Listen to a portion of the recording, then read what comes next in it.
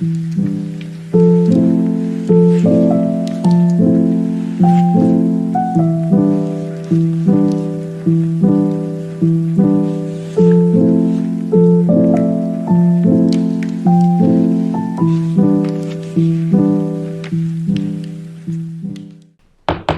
like to call the meeting to order. Please rise and join me in the Pledge of Allegiance. United States of America, and to the republic for which it stands, one nation, under God, indivisible, with liberty and justice for all. Thank you all for coming today. Madam Clerk, would you please call the roll? Certainly.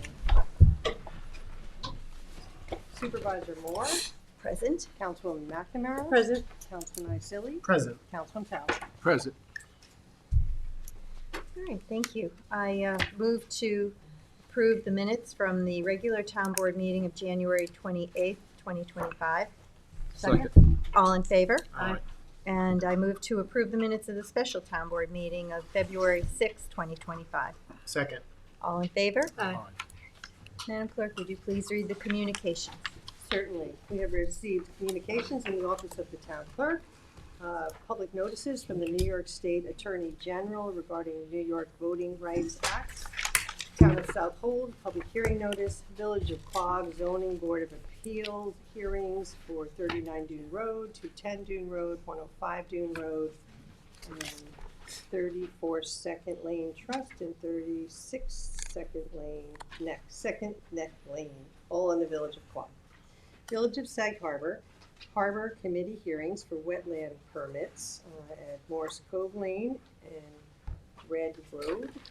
Village of West Hampton Beach, Zoning Board of Appeals hearings for 88 Point Road and 86 Harbor Road. And New York State Liquor License 30-day advance notice to local municipalities for a new application for 2 Punch Bowl Lane in East Quogue. Emails and letters have been received regarding the following: battery energy storage, BES code amendments, notice of intent to sell number 6 Scott Drive East, West Hampton and West Hampton Pines, Shinnecock Nation electric billboards. And that concludes the communications for this meeting's agenda. I'm sorry, we've also got a report from the town comptroller for the January 2025 monthly financial reports. Thank you. And we've got 6 walk-ons to the agenda that I'll read and we can vote as to whether we'll add them. The first is Town Board Resolution ID number 48978 to authorize additional funds for payment of legal fees for Sir Tillman Balin, Adler and Hyman LLP for 2024. The second is Town Board Resolution ID number 48979 to authorize the supervisor to submit an application and execute any and all documents to receive congressionally directed funding for the Riverside Sewage Treatment Plant. The third is Town Board Resolution ID number 48981 to appoint Derek Highsmith to Sanitation Helper in Waste Management. The fourth is Town Board Resolution ID number 48996 to authorize the supervisor to sign a contract with L.K. McLean Associates Engineering and Surveying, DPC, to provide design and permitting for stormwater quality improvements at the Long Neck Boulevard in Flanders. The fifth is Town Board Resolution ID number 48999, which is a resolution extending the moratorium on the battery energy storage system for 3 months.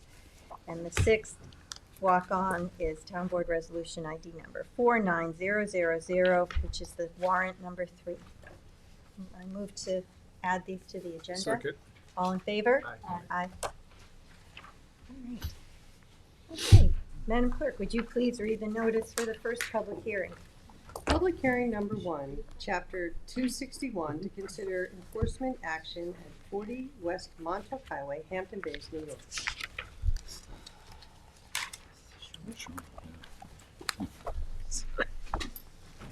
Thanks, Chris. Chris will get shown. Yeah. He's getting, Oh, Christine's she's gonna gonna get go. shot. Chris is just gonna go. Please excuse the delay. 2 kids under 2 with the We'll grab us. Yeah. He's here today, but so I know he's been a little. Plus, I think one of them fell and chipped a tooth or something. Is he? He's are you here. saying- Oh, No, I know he's in the building. okay. Sorry about that. Was this a continuation? No.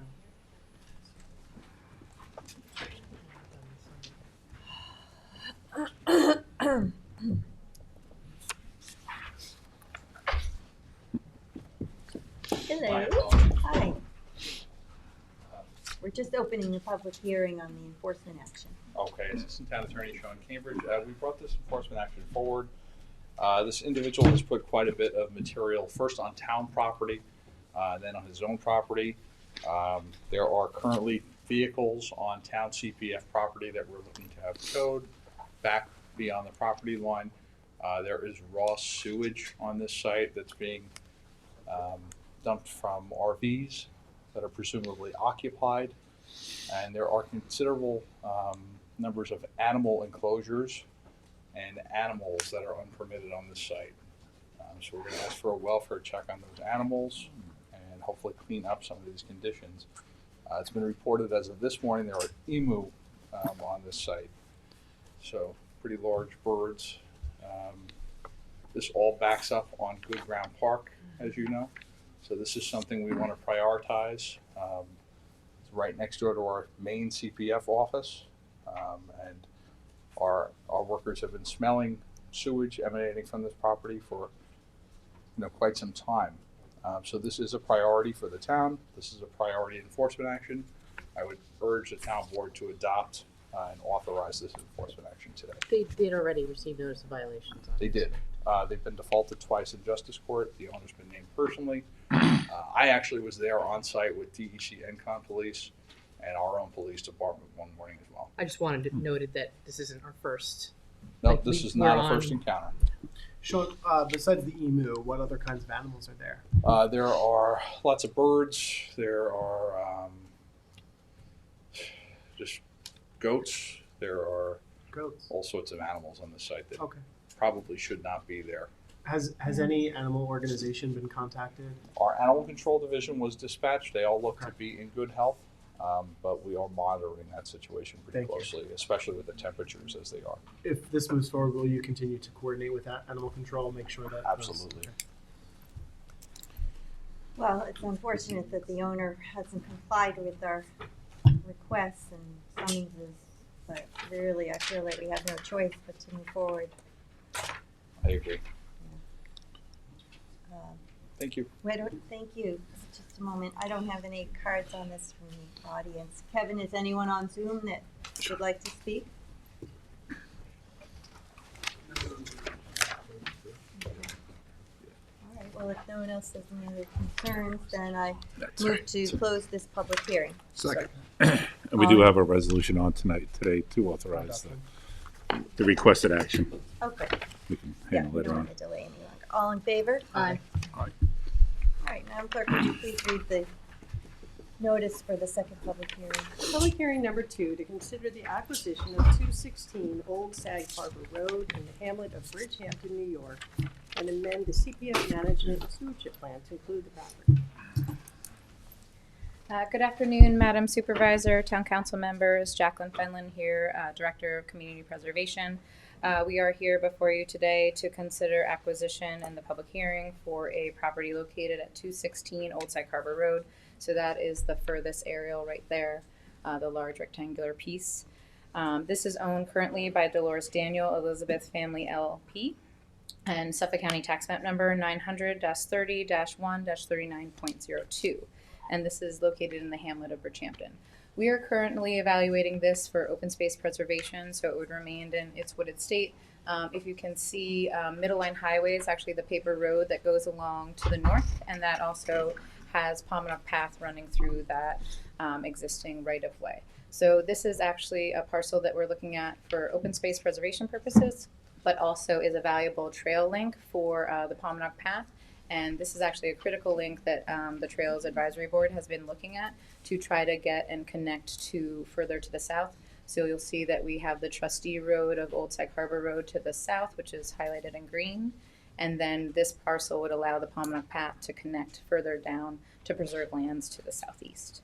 So this would be a great open space preservation piece. It is located in our designated open space greenbelt target area and also is in the eastern GEIS of the Great Swamp, with also trail implications. So this would be a combination of open space, but also trail preservation and future connections for this piece.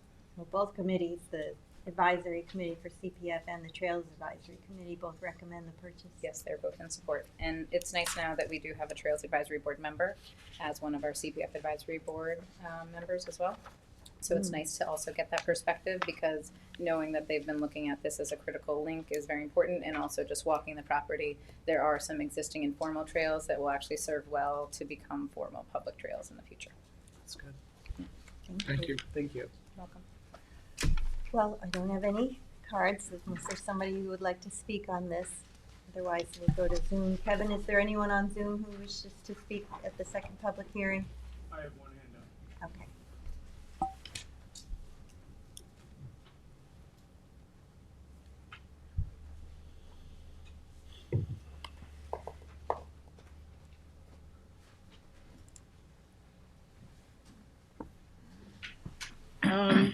Hi, Pamela Harwood, President of the Bridgehampton Civic, and I just want to say very briefly that the Bridgehampton Civic Association supports this initiative and welcomes additional preservation of open space in Bridgehampton, and thank you very much for doing this. Thank you, Pam. Thank you, Pamela. Thank you. All right, well, if no one has any more questions for Jackie, I'll move to close this public hearing. Second. All in favor? Aye. All right, would you please read the third notice? Public hearing number 3, to consider the acquisition of 191 Middle Line Highway in the hamlet of North Sea, New York, and amend the CPF management stewardship plan to include the property. Good afternoon again. So this property is the aerial that you'll see just in the middle here. This is a property, this is a 5.5, oh, sorry, I already switched my paper. So this is 191 Middle Line Highway in the hamlet of North Sea. So it is kind of shaped like the upside down L, highlighted in yellow. You'll see that it's adjacent to Suffolk County Parkland as well. And then the town has further open space, which is surrounding the property. This is a 5.4 acre property owned by Lois Oliver individually, and also Lois Oliver as the executrix of the estate of Amond Edwards. So this is Suffolk County Tax Map Number 900-34-121.7, and this is a designated parcel within the designation of the Aquifer Recharge Target Area. So that's due to the presence of it in the Aquifer Protection Overlay District and protecting our groundwater and sole source aquifer. So this is in that target area. I have like a nice little, description of that if you'd like me to read. But this is another parcel that we're looking to consolidate open space preservation for aquifer recharge purposes. And hopefully once we acquire this, we can also build on this kind of like to the northwest. So we're hoping to connect even further. Is there possible trails? There are some trails in this area. I actually asked them to show, so I'll just step over and show, but there's some existing trails that are not official trails. But I'll kind of show you the ones highlighted in red are existing town trails, but then I'll show you kind of on the aerial that are some connections that we could work towards. So this is actually existing town trails in red. But then what I'm going to point to now is actually just existing trails, but on private property. Which one's here, and then there's actually further trails that kind of go up, and we could possibly connect. So there is possibility for trail connections in this location. This is a nice piece. It's kind of funny because it looks like part of the adjoining map, Yeah, but it's not. but it's not. Yeah, this one is North Sea, and the other one's Bridgehampton. But yeah, that one middle line highway to the north in an unopened fashion, and this one is middle line highway where it's opened. Yeah. Thank you, Jackie. You're welcome. Thank you. Thank you. All right, well, I don't have any cards from the audience for this one. Kevin, is anyone on Zoom? No one on Zoom. Well, then I move to close the public hearing. Second. All in favor? Aye. All right, I'd like to, Sunday, if you could read the notices for public hearings 4, 5, and 6 all together. We can open all of the public hearings. Public hearing number 4 to repeal and replace section 330-162.21 of chapter 330, article 17 regarding battery energy storage systems within the town of Southampton. Public hearing number 5 to enact new article 7A entitled Energy Storage to chapter 330 zoning of the Southampton Town Code. Public hearing number 6 for amendments to chapter 123-39-3 entitled Battery Energy Storage Systems as it relates to building and electrical permit requirements. Thank Good afternoon, Madam Supervisor, members of the Town Board. I am Janice Shearer, the Town Planning and Development Administrator. And what you have before you are 3 different codes as the debate continues regarding the siting and location and appropriateness of battery energy storage within the town of Southampton. We have looked at the recommendations of the steering committee, who have been working with LIPA, NYSERDA, and other stakeholders to look at what's out there in the country, what people are doing. Obviously, safety is the biggest concern, and the recommendations of the working interagency task force were also taken into consideration. So what the measures that are up for debate now are 3 different articles. Article 7A is a whole new section of the code. I think the most important thing to point out first and foremost before we even get into the nitty-gritty is that the recommendations and the draft code cross out any BESS in a zoning that is residential. So that's like crossed out across the board. If you have a residentially zoned parcel, you would not be able to do large scale, anything over 80 kilowatt, which is a normal, battery for your home. Other than that, it would all be crossed out. So just starting at that point, the Article 7A talks about, well, where is it applicable then? If you can't have it in the residential zones, where could it be? Well, then it starts to create a tiering system with an upper threshold. So before the old code, we used the model code from NYSERDA, and it just said 600 kilowatt hours and above. And we did not realize that someone could come in with 100 megawatts, tons and tons of, megawatts, and that caused a lot of issues. So we put that upper limit threshold. We've come to find through the steering committee's work that the upper limit threshold is actually something. The reason why we picked the number 19, right now it goes to 5 megawatt in industrial only, let's put it that way. So you have your residential applications, and then if you were to adopt this, you would potentially someone could come in an industrial zone only of 1 acre size and get up to 5 megawatt only. After that, you would have to take a legislative action, which is akin to a zoning change, to allow someone to get any further than that. So you would go through that same process. You would have to elect to consider it. They would have to meet with community groups. You'd have to decide whether or not you even want to entertain it. It would be 100% discretionary. Anything over 5 to a limit of 19 megawatt.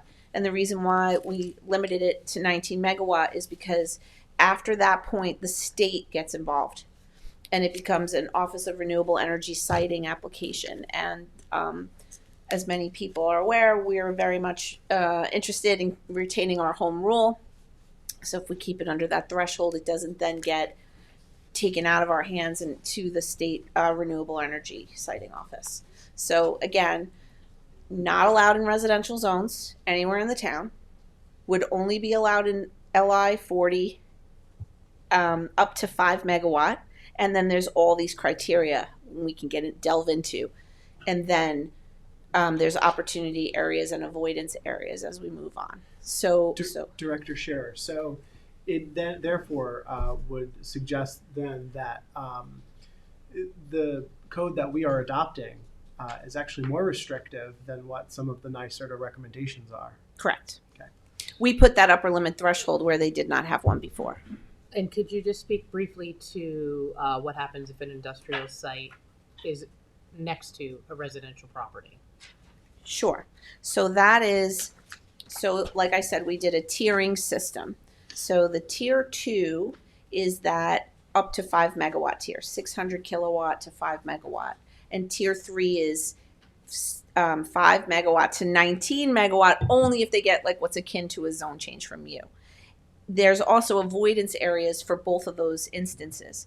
And those avoidance areas are coastal erosion hazard areas, special flood hazard areas, Central Pine Barrens Core Preservation Area, unless they got a hardship waiver, ag lands and open space greenbelt areas, historic and culturally significant resources, designated conservation areas, designated scenic corridors or view sheds within 500 feet of designated coastal evacuation routes, wetlands, both tidal and freshwater, and then this is the latest one is parcels within 300 feet of an occupied community building or single family residence and as measured from property line to property line. So what does that mean?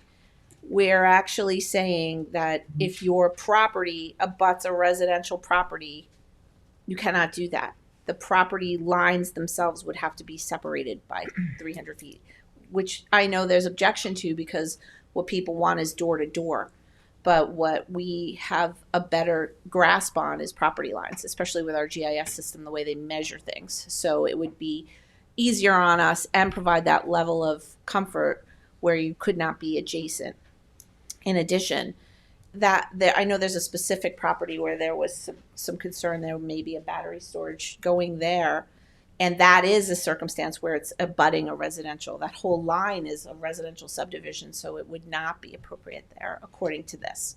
And then there's this extra layer where if they said, well, we want to apply for this renewable energy, it tells you to avoid it. And then it also says, it's not an opportunity area. So you have two instances where you would say that doesn't make sense and not elect to consider it. So I think that was a good, not necessarily singling anything out, but I think just sometimes there was an issue because it does say municipally owned property but it has the caveat of not adjacent to a residential parcel line. Yeah.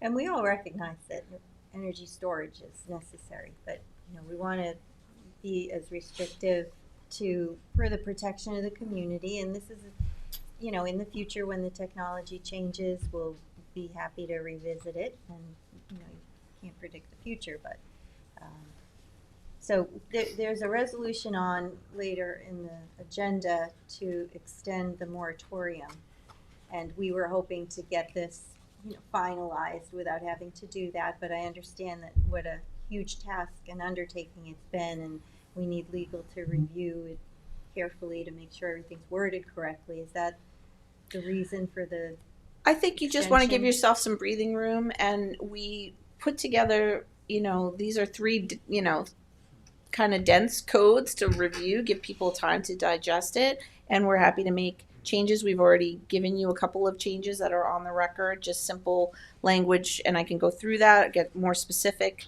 They were just about who is the entity that builds these, how do we make sure they are capable and competent, and how do we, sort of look at that. That was one section, and then as I said, the crossouts for the actual code use tables. Mm-hmm. So that's a new change that we're introducing here on the record. We'll have another opportunity to talk about it at the next public hearing, and then if you pass the moratorium, we then have time for it to go to Suffolk County Planning, the Town Planning Board, and all the referrals to get more input. So it's just, we are embarking on it. It's toward the end of our moratorium. Many people are only just starting the moratorium, so I think we have a lot of leeway, because at least now we have something on paper that you can debate and the public can respond to, and we can work out the best version of it. Director Scherer, so You can call me Jazz. how we're in the town board meeting now. So I wanted to ask you, how long does that take approximately to get the guidance from Suffolk County Planning and all the relevant folks that we need to hear from?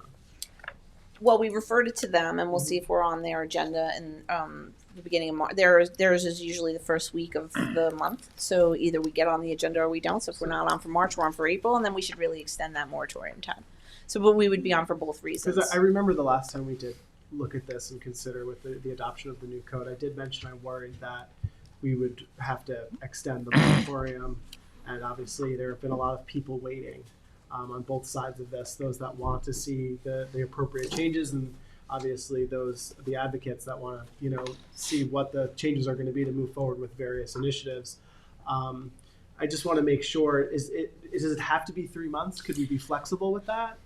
I As soon as mean, we adopt you that could code, repeal so- the whole code and then you have all the time in the world. But you kind of want, this is a repeal and replace. But So Could you we- could. Well, what I'm you know, asking is, does it have to be No, a 3-month moratorium? To his point, once we replace the code, we can end the moratorium. yes. We're There's just only, trying to, we've got over a year of work into this. We don't want to rush through Right. the public input course. phase Right. and adopt it course. just because we're But- under a time clock. But once we adopt this code, we can end the moratorium the day we Right. adopt the code. Right. If we're going to ask for an extension on the moratorium, it's, we could ask for a month, but if you're going to ask for a month, you might as well ask for the 3 months. So we're trying to keep it Okay. a certain keep amount it of just a chunk consistency of time. involved. in it. Yeah, we usually don't ask for Right. 1 month moratoriums. Right. It's usually like 3, 6, 9, But we 12. don't plan on doing it. But Yeah. just gives you Right. some time, breathing room. But at the same time, if someone were to say you're one meeting away from adopting something and someone submits a permit application, we would probably say we can't really process this till the new code gets enacted, Or to the- which is or a to de the- facto moratorium. Or I to mean, that that's really point, what if it we is. have testimony that requires us to make such a change that we have to renotice it, Right.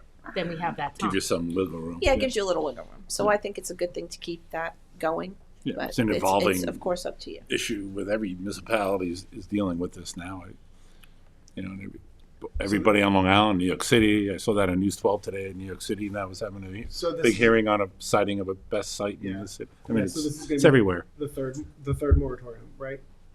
Is it the third one? If we Correct. adopt it? Yes. Okay. So just some just highlights. We have designated that tier 2 and tier 3 applications are always default type 1 actions under SECRA, which means that there's a much more rigorous review that takes place.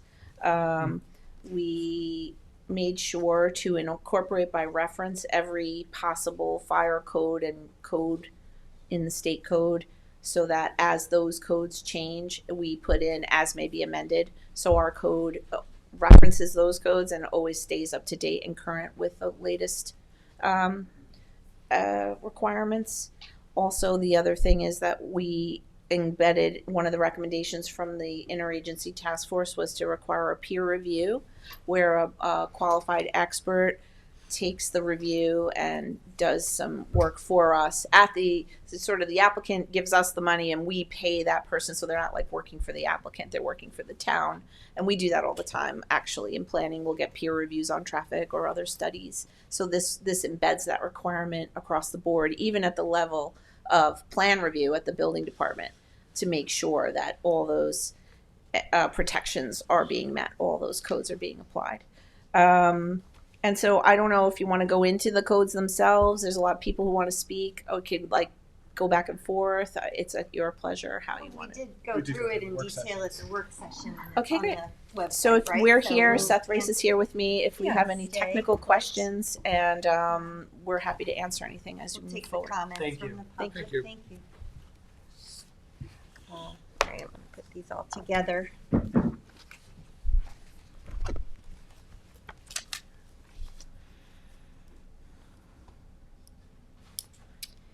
All right, so the first speaker is Laura Zublave, and after that is John Lynch.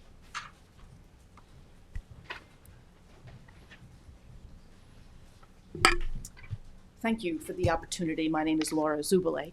I Thank live in you. Watermill, and I've expressed several times in emails to you all, I am vehemently opposed to any BES throughout the town of Southampton. We all know BES causes fires, explosions, toxic air, toxic water, death, and destruction. Southampton is subject to high winds, to drought conditions. We have power lines. You add BES to that equation, and you have Maui. You are asking for trouble. Ban all BES now.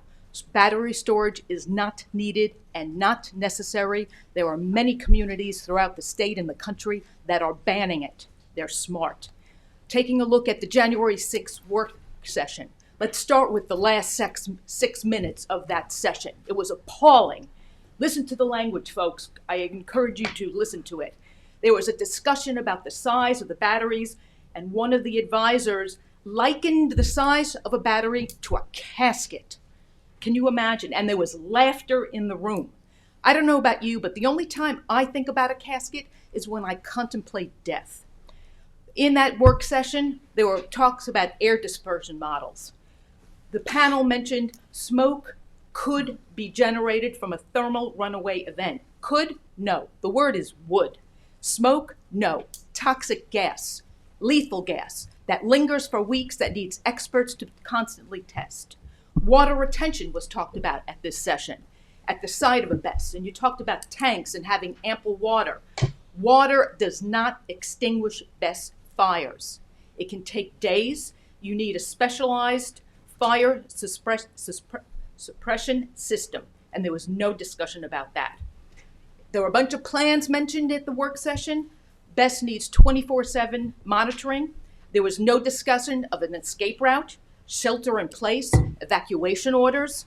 You say it's not going to be near residential. The air, can you contain the toxic fumes? No, you can't.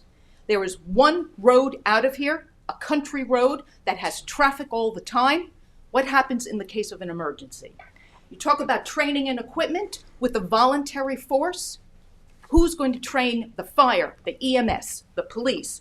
Who's going to pay for all of this? Who's going to monitor 24/7? Who's going to constantly check? Who's going to pay? Don't tell me the town, because taxpayers pay. The town, the state, the feds don't have money unless we, the taxpayers, fund this. 30 So seconds. you are asking me and all the rest of us to fund your folly. NatGrid, PSNG, near the train station, if you allow, will they be allowed to put a BESS there? There's the train station, there are tracks, Country Road 39, the village residents. If you prevent and if you ban all BESS, will they be allowed even though it's private land? 30 minutes. Ban all BESS now.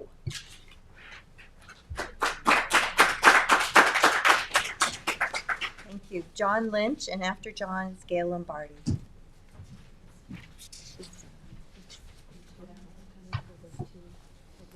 Good afternoon, Madam Supervisor, members of the board, Madam Clerk, Director Shearer. I want to thank Director Shearer because that was very enlightening as to how she explained the statute. Because I had some questions. I am an attorney, but I'm not a municipal attorney. But I had some questions from looking at the statute as to what exactly it means. So I think it cleared some of those up, but I still have a couple of questions. But what I'm concerned about is the avoidance areas as regarding these BESS being close to a residential property. I happen to live at 21 Jennifer's Path in West Hampton Beach. In Queog, right next to our property, is a vacant lot, 172 South Country Road in Queog, which at this time, there's an application, I think, or a preliminary application to have a solar farm built there. And within that lease, that was leased, it was, the property is owned by the village of West Hampton Beach. Within that lease, it allows for that company who's developing the solar farm to also install a BESS. So we're very concerned about that being so close to the residential property. So as far as I understand it then, with the statute, as far as the avoidance, the parcels within 300 feet of an occupied community building or a single-family residence as measured from property to property line is an avoidance area. So that, therefore, our property, that property there, as I interpret it, is that a BESS could not then be installed at that property. Just to add on to it, that's very close to Quogue Wildlife. It's wooded. It's not a great place to have a BESS, something that could possibly ignite. We saw in Newsday about dangers of fires taking place in California. We've had fires out in East Hampton. So I think it's something everybody's aware of. I can see that the statute was contemplating that and trying to do what I think is best for safety. But we have to balance safety with the need for these systems. But I think safety has to come first. So I would ask that 300 feet be 500 feet. I think I saw as 500 feet in one of the other avoidance areas as far as coastal evacuation. I think when you look at 300 feet, I always look at a football field. I would like to be further than a football field, from anything that might happen with a BESS. The question I have is that on page 14, I think, of the statute about the legislative intent, it does have some reference to, about the systems, and my concern overall in the beginning was, are we talking about the distance from the property line or the distance of where the best system was going to be built? So I made a 30 little seconds. rudimentary pictures so I could try to get it in my head. You know that Director Shear already answered that question. Right, but I had some other questions, just to be sure, onto that. So, I mean, I just draw a little picture, just saying if this was the vacant property, which was, the opportunity area possibly for to have best built, and there's an industrial commercial area in between, if this is the residential area, is it because, do we have to be adjoining that property, or is it a distance 300 feet from this parcel property line to that parcel line that at best cannot be built? I don't know if that was clear by I think from reading the statute and how it's explained, I believe that would be the answer. But that's one of the questions I would have had onto that 3 minutes. as well. And as far as, again, if it's 300 feet from the residence, I think that's been answered, but again, if the best was on this property but 400 feet away from the residence, would that have been allowed? I think now from seeing Director Shear's explanation of the statute, that it would not be. But I think it could be, as attorneys, we know what attorneys do when they look at statutes and try to find a way to see if there's some way they can get what they're looking for installed to get around the statute.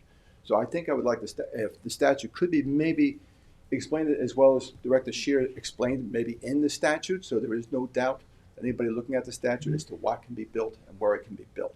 And that's what I would ask. That's what I would ask for on that. Thank you. Thank you. Thank you. Thanks, John. Okay, next is Gail Lombardi, and after Gail is Marissa Nelson. Thank you for the privilege of having this public hearing at this point. And I do want to thank all of you and Janice Shear and everybody involved. To John Lynch's point, I think the devil's in the detail. I did not do my jailhouse review of this, to be honest. I relied on you all and the process, and some people a lot smarter than I have that are in the audience now. But you do have to remember the devil is in the detail, and we rely on you to look at unintended consequences, as Mr. Lynch pointed out. The better way is to just not do it at all, or to find some strategic places. But you have done a deep dive, a due diligence. But, we got to go a little bit for the history here, and I know, Mr. Pell, you don't like me to go down to the history, but remember how this started. It was a knee-jerk reaction to putting in zoning to a wide range of properties until one came out that looked like residents that surrounded were very upset. You did a negative declaration on that zoning and a negative declaration at the planning. So, history repeats itself if we don't look at the history and say we can't have this happen again. I say this because you're looking at the comprehensive plan now, and you got to do the same thing. You can't not do a deep dive into every single thing you're looking at. So if I haven't done a deep dive into looking at the current legislation, it sounds like there's still some opposition to certain parts of it, and I hope you take it into consideration. When you look at this map, here's the map that you see when, especially in Hampton Bays, where we get really tight and small. Is there a good evacuation? Where are the actual sites? I'm sure they're plotted out somewhere that you will know exactly what sites that could be. And it's, again, devil's in the detail and unintended consequences. That's what we rely on you and your trusted advisors to do for us. So I don't know if there's going to be a second public hearing, or is this the one? And we could leave it open for comments. I don't know how you're going to do that. Yeah, that's what I was planning to ask the board to vote to hold it open until the February 25th meeting, and then some additional comments. So we can have after a that. night meeting too. Okay, have a night meeting, because I have to, again, you guys have done a great job, but it started off not so great. Then you're going to get that consultant that supposedly wasn't involved, and you got to hear after a lot of trips and falls. So hopefully this is a new way of you guys looking at our zoning and looking at protecting the community. And this is just the start to, the future of protecting us in town of Southampton. So I thank you very much, and just keep that in mind. Thank you. Thank you. And Marissa Nelson's next, and then Michael Nelson. Good afternoon. Thank Thank you for this opportunity. My name is Marisa Nelson. I work as the Assistant Director of the Quag Wildlife Refuge. And both Mike and I are here to ask the town to consider the wildlife and the natural habitats when planning for any future sites of battery storage or solar. Specifically, we're concerned with the address at 172 South Country Road in Queog due to its significance as an important habitat for the wildlife. As stewards of the environment, it is essential that we recognize and protect interconnected parcels of land that sustain our native species. That area specifically is a key link in the land corridor that connects the area to the wildlife refuge, and wildlife corridors are essential for the migration of wildlife, and corridors provide them with access to resources necessary for their survival. When patches of habitat are cleared, it's not just plants and trees that disappear. It causes habitat fragmentation, displaces our native wildlife, and disrupts ecosystems. So by preserving 172 South Country Road, we have an opportunity to alleviate these threats and safeguard the biodiversity of local wildlife. So we feel like Quag Wildlife Refuge is becoming an island within the island because of the development of the surrounding areas, and any chance the town can take to protect any undeveloped land would be really important for our wildlife. We appreciate that. Another consideration is that the Pine Barrens is really suffering from the southern pine beetle infestation. And the Pine Barrens is already a fire-dependent habitat, and with the dead trees, it's just increasing the fire load. So it's another consideration to consider when placing anything that would be, flammable or hazardous. So, thank you. Thank you. And Michael Nelson, and after that, Steve Crispinelli. Grace already spoke on my behalf and the refuge behalf. Come on up. We all love the wildlife refuge, so we want to hear. She said it all. I appreciate the opportunity to speak. Marisa did speak on behalf of the refuge and our behalf and our concerns about specifically the site on 172 Old Country Road. And we commend the Community Preservation Fund for all the great work that they've been doing to preserve different parcels throughout Long Island, and would like to keep a close eye on the parcels surrounding the wildlife refuge. As Marisa mentioned, the wildlife refuge is becoming an island within Long Island.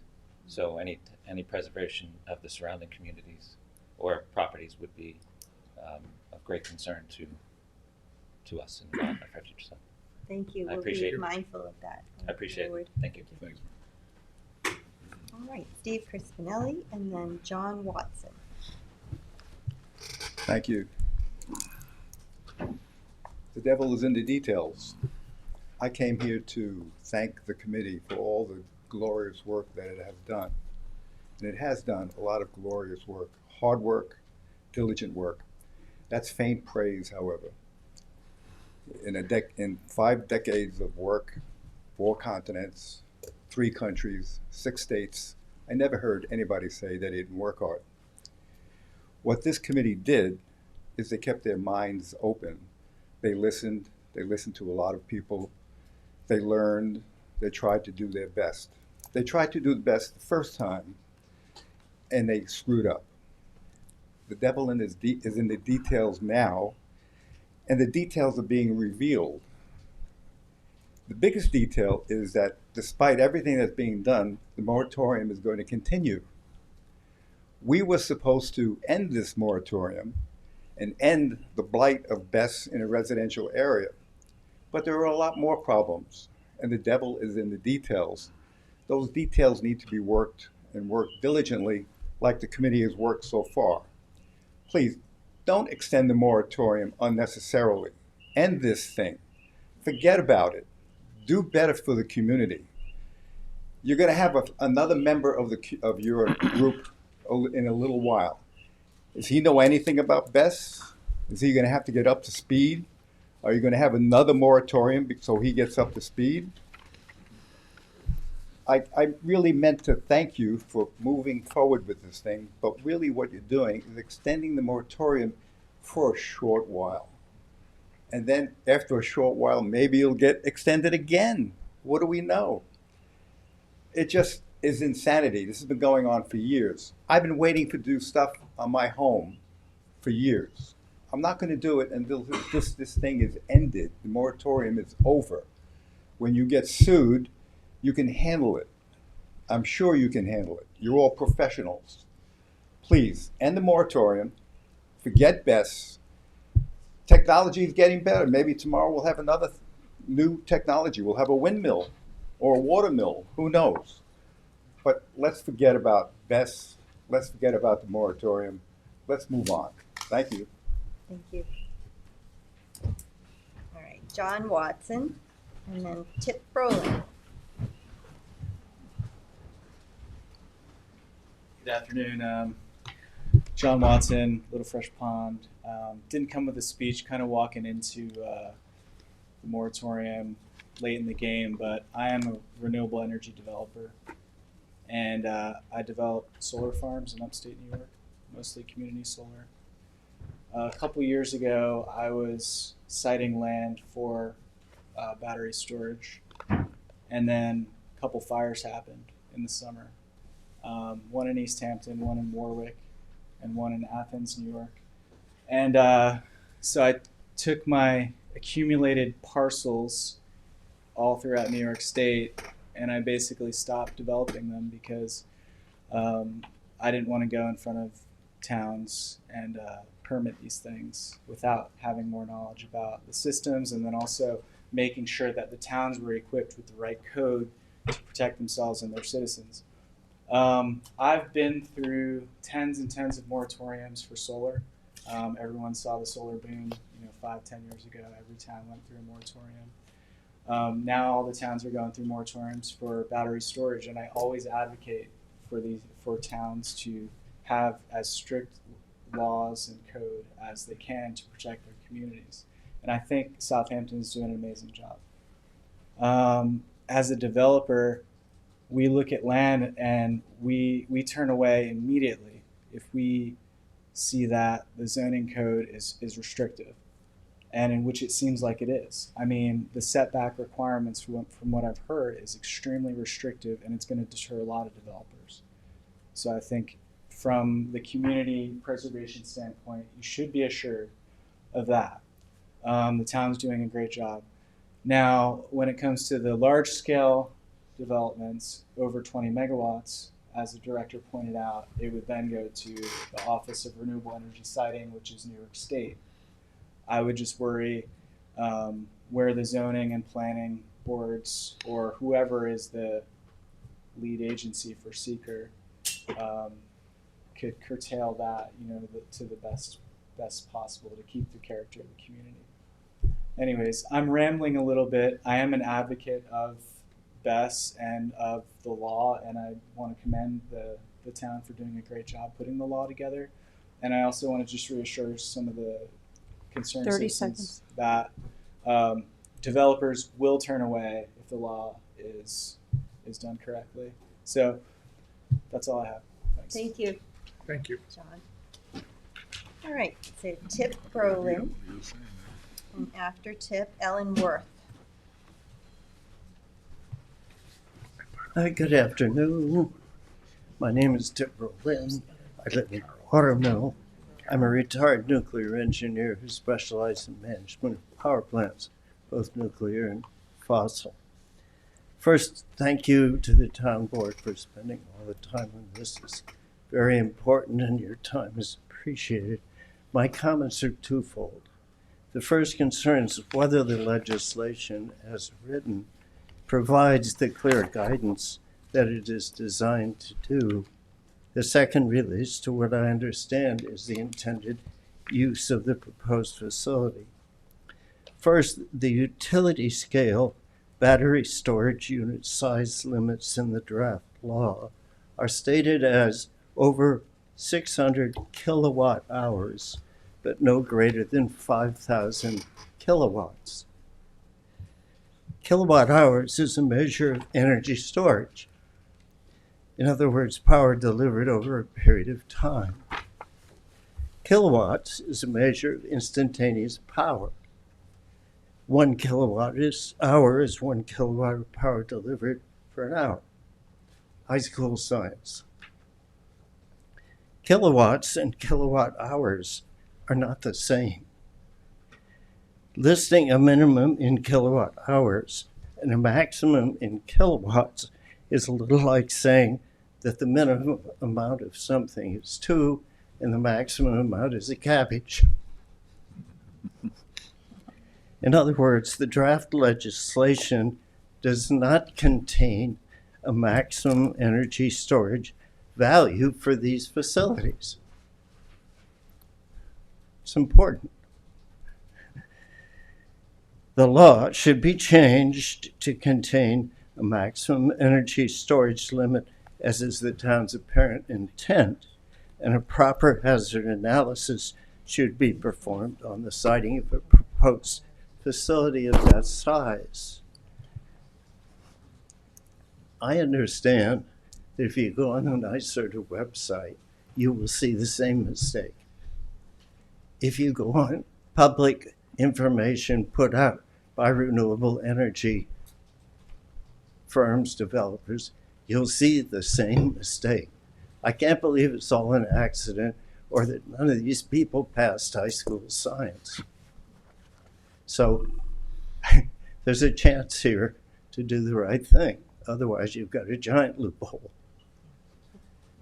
A separate point concerns the purpose of the proposed energy storage installation. Sorry about the tremor in my voice. I can't do anything about it. As I understand it, the purpose is to store energy produced by wind or solar during times when the wind's not blowing, the sun's not shining, and to smooth out variations in output from renewable energy sources to ensure proper input to the grid. The proposed law does not appear to restrict the use of the installations to this purpose. Instead, they might be used, for example, to enable the utility to buy cheap energy at night, not necessarily clean energy, store it in the energy storage facilities sited in the town, and then resell it during the day at a higher price, all of which would not benefit us. Proposed legislation should clarify the allowable uses of the proposed facilities. Thank you. Thank you. We'll look into those two things. All right, next is Ellen Worth and then Eric Lerner. Hi, Ellen Worth for Jennifer's Path. My argument is not to say that we don't need solar and or batteries, but this particular space on South Country Road is the wrong application. It should have never been approved. There's arguments elsewhere where we're arguing that, but please, as the board, do not approve that the batteries be stored here. It's not safe, and you have no right to devalue my property significantly. Not just a little bit, quite a bit. You obviously need to get more information. This is a big deal. It's how the world goes. This is not the place for this particular, maybe other places in the town, maybe up on 27, maybe on buildings, not directly behind 20 residences. Thank you. All right, Eric Lerner and then Layla Massey. Good afternoon, thank you for listening. I don't want to waste your time if I have my facts bollocksed up, so I want to try to clear a couple of things. I've received mailings on the homeowner inquiry about this, particularly the space at 172 South Country Road. I don't profess, and I defer to the gentleman who spoke from a personal perspective and who spoke to the statute. I would defer to the people who raised the environmental concerns. I would refer to the woman who raised an adamant position regarding battery storage in general. On the assumption that these things have to go somewhere, and recognizing that your entire job is to balance competing interests. There's no one-size-fits-all answer to everything. You've got constituencies that have raised very serious concerns about a variety of things. And while I don't expect you to commit today publicly, I do pose the following question. Given what you've heard, given the concerns, given the guiding statements and the proposals you're supposed to be speaking, you're going to be deciding on, which talk about these things not being anywhere near disaster zones, that these things not being in close proximity to existing residences, and then concluding that they have to be 300 feet from a residential area, and that they can only be in industrial or light industrial zones. Given that, would you be able to address today, I think some of the yes or no questions, not whether you'd allow something to happen or not, but is the property at 172 South Country Road in fact industrial or light industrial, or we wouldn't be having a conversation like this at all unless you were to choose to do waivers later? Assuming it is an industrial zone, what you've been provided with, I'm sorry I left her out, you've been given a very well thought out process. Here's how you would go about approving one of these things if it was on the table in front of you. If somebody reputable submitted a proper application with whatever zoning accommodations need to be made, this is your roadmap as presented for you to follow in your decision-making process. So I guess I sort of have the question, given all that, given the various concerns, given the roadmap you've been given for exercising your duty to make these very hard decisions about conflicting issues, which way are you leaning? Does 172 South Country Road get a battery storage unit 300 feet from a residential area or not? It's not permitted. I wouldn't be permitted on that site. I'm sorry? It would not be permitted on that site with this code. It's not how we're leaning, it's, what Director Shear explained is that the way the intent and the wording in the code defer to the prohibits. gentleman on Jennifer's path. It seems from some of the conversation, and including seeming from the folks from the wildlife refuge, that there is an issue as to whether bests are going to go on that parcel at 172 South Country Road. So again, I apologize in advance for wasting your time. No, It's it's my not wasting impression- time.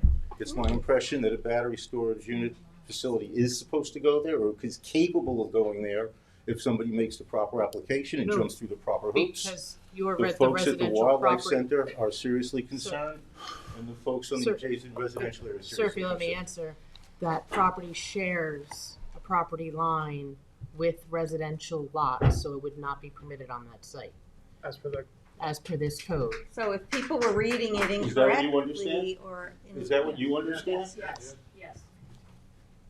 Thank you for your indulgence. You're welcome. Thank you. Okay. Did a good job. Layla Massey and then Lucia Liu. Good afternoon. I'm Layla Massey. I live at 3 Jennifer's Path. I'm no expert, believe me.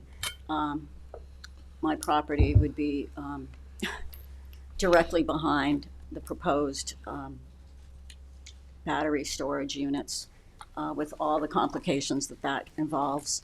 I just have one question for the board.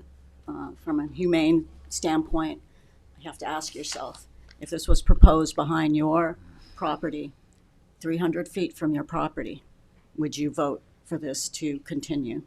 And could you see it through? I just ask you to think about it as if it were your property, if it was your house, if it was your life, would you want this? I'm just retired in May. I'm looking forward to my retirement, and this is the last thing I need behind my house. I just implore you to think about that from a humane standpoint. Thank you. Thank you. Thank you. Okay, Ms. Yu, and then after that, Emily Dwyer. Good afternoon, Madam Supervisor, members of the board. My name is Lucia Yu, and I'm a project developer at Key Capture Energy. KCE is a New York-based developer, owner, and operator of utility-scale BESS, with the first operational project in New York as well as the largest. Respectfully, we believe that the proposed changes in Article 7A significantly hinder the town's goals of promoting sustainability and transitioning towards 100% renewable energy. We strongly urge the town to reconsider imposing a limit on BESS sizing. We recommend redefining Tier 3 system to include all BESS projects over 5 megawatts, whether they are standalone or co-located, and removing the 19 megawatt threshold. We reviewed data from every substation located within the town and found that peak demand is around 150 megawatts at a 6.5-hour duration. What this means is that during peak energy periods, Southampton residents are drawing 150 megawatts of power from LIPA's grid for almost 7 hours straight. Given that there's no offshore wind proposed to connect to Southampton, BESS will be vital to helping the town achieve its renewable energy goals. The Interagency Fire Safety Working Group has released safety recommendations that the town already intends to include within the zoning code. We acknowledge that safety is a top priority, and with these guidelines from the state, there should be no reason to limit project sizes due to safety. We'd like to emphasize that a project's final capacity would still be subject to approval by the planning board, and removing the restriction from the code will allow for more flexibility for future grid planning. Our second point is that we recommend including all business district zones within the allowable zoning districts for Tier 1 and Tier 2 systems and the Renewable Energy Overlay District. Article 7A, as it stands, only allows BESS to be sited on industrially zoned parcels. We conducted a GIS analysis of all parcels within the town to assess feasibility for project siting. Industrial parcels are isolated and sparse and also not aligned with where substations and high voltage transmission infrastructure is located. We understand the town's desire to regulate land use, but the zoning map was not initially created with electric infrastructure in mind. Expanding the allowable zones to include business districts will ensure a balanced approach to land use. This will allow the town to maintain control over siting while giving developers a broader range of options that are aligned with where energy infrastructure is located. Another way this can be done is by modifying the overlay district to be a list of pre-approved parcels based on proximity to infrastructure and other sensitive receptors such as residences. 30 seconds. Rather than just designating one specific zoning district. Many developers, including ourselves, were initially drawn to Southampton because of the original BESS code that was adopted in 2021. We would like to continue to invest in the town's clean energy future, but will not be able to do so unless changes are made or if the town maintains the previous version of the BESS code already adopted. Thank you for your time and consideration. I have a question for you. Do you live in Southampton town? I do not, but I used to live in Suffolk County. Not in currently. Southampton town. We like home rule out here. I understand. Thank you. All right, Emily Dwyer and then Bridget Mayer. Mara. Good afternoon. My name is Emily Dwyer. I'm the Director of Government and Community Relations for Edgewise Energy, which is a clean energy developer based here on Long Island. I've lived on Long Island and in Suffolk County my entire life, and our company has also been based out of Long Island and shares these deep roots in the community. As Long Island is our home, the safety and well-being of our neighbors is our top priority. We have developed safe and clean fuel cell projects on Long Island that have saved over $2.5 million for customers to date and continue to reduce emissions while providing grid stability. With our grid expanding to include more intermittent energy sources like wind and solar, BESS are a necessity for grid reliability. With ever-increasing storms from climate change and severe weather events, power outages like we experienced during Superstorm Sandy pose a risk now more than ever. BESS will ensure that surplus energy from wind and solar are stored and deployed when Long Islanders need it most, keeping the lights on in our hospitals, schools, and for essential services. These batteries will also give savings back to the customer, and we all know our energy bills are far too high. We understand the concerns of the public about safety surrounding BESS, especially after incidents like the Moss Landing fire that occurred in California. A lot has changed in BESS technology since those units were deployed in California back in 2019. New York is already talking about implementing the strongest fire safety laws in the country, and Southampton's code is going to be even more stringent than that. And our technology requirements ensure that these batteries are incredibly safe, including new fire suppression and prevention systems, along with 24/7 monitoring done by the developer. These batteries can replace harmful peaker plants that continue to pollute our air, water, and soil and cause health issues. Batteries, on the other hand, produce no harmful emissions and greatly reduce carbon. Our team at Edgewise is always available to meet with community members who have concerns or would like to learn more. We urge the town to not extend the moratorium longer than they already have. We want to create a cleaner, safer, and more reliable energy grid for everyone. Thank you. Thank you. And Bridget. Last but not least. Good afternoon, everyone. My name is Bridget Marr. I really want to echo what Steve said. I'm here to thank you. Despite the slowness of the process, despite the slowness of this whole BESS ordeal, if I may call it that, the process is working. I'm coming up on my second anniversary of BESS involvement, and I'm not looking forward to a third anniversary. So let's not continue the moratorium. In June, I'm going to do a nutshell version here. In June of 2023, the planning board was uncomfortable with okaying the BES on North Road. There were too many questions. So they handed it back to the town board. Town board took the lead, and after much community involvement, and it was sometimes not so much fun, they approved 2 moratoriums and designated a BES steering committee to further research the issue. This committee, which included Ms. Moore, Ms. McNamara, Ms. Shura, and Mr. Race, among many others, did a deep dive, and it was long overdue. I mean, we heard Mr. Brolin talk about kilowatts and kilowatt hours. That was some of the discussion for the steering committee in the beginning, just understanding what the size of these things were and what the terminology meant. The committee did this deep dive and carefully evaluated, among other things, siting and safety considerations. They came up with comprehensive guidelines, which we see here, and standards and regulations. So I'm thanking you, but I've seen 2 neighbors move due to uncertainty. They weren't sure what was going to happen. I think they got tired. I'm not giving up, but I don't want to have another moratorium, so I'm hoping this thing comes to a close. I think you did a really good job, and I appreciate the effort. Thank you very much. Thank you. All right, I don't have any more cards for these public hearings, but Kevin, is there anyone on Zoom who'd like to speak?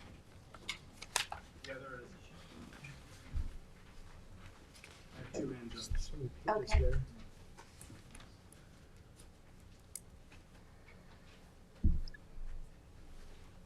Hi, can you hear me? Yes. Thank you. My name is Sam Brill. I'm with 9.Energy.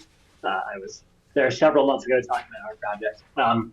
First, I just wanted to say thank you to Director Scherer and to Seth Race. They've put an incredible amount of work into this, and I think at a time when public service and civil service is really being denigrated in Washington, I just wanted to say thank you for your public service. Lots of folks might disagree with it. I might disagree with a lot of what's in here. We've heard other folks disagree, but working to make your community a better place should always be commended. I just want to say thank you. My friends from Key Captor and Edwise, I think, put it more politely than I would. I think this would kill best development in Southampton for the foreseeable future. Maybe that's your intention, but I just wanted to be clear that this is so restrictive that I don't see any development happening. I don't know that that's your intention. We've heard concerns from neighbors about aesthetics or fire safety. I would just urge the town board to think about the safety of your children and grandchildren as a result of climate change. We've suffered from wildfires, from hurricanes, from other natural disasters which are caused by climate change. That's only getting worse.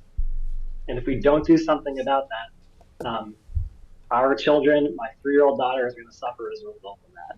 And that sounds dramatic and extreme, but I think that's the reality of the situation we put ourselves in.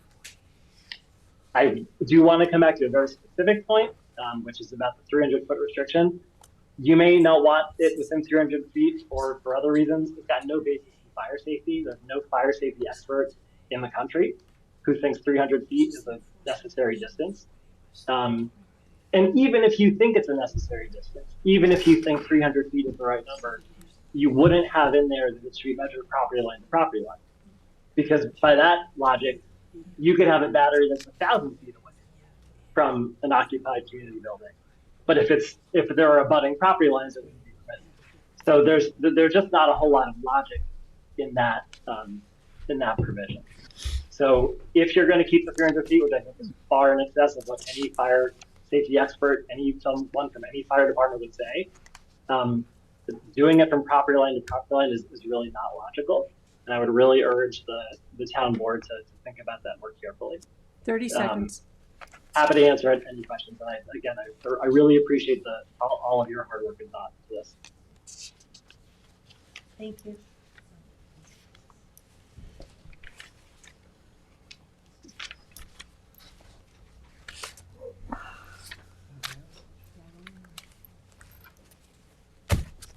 next person in.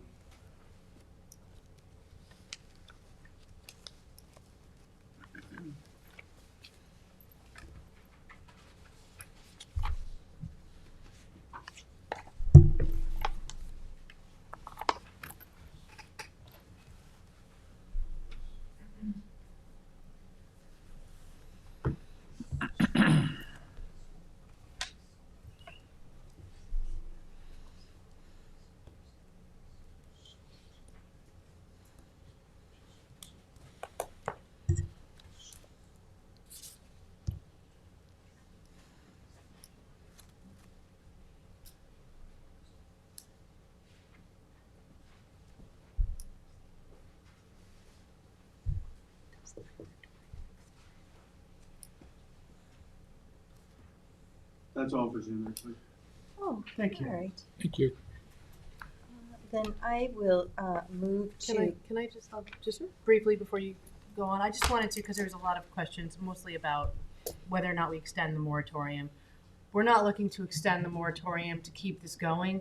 We just don't want to rush the end of the process when we put all of this work into it.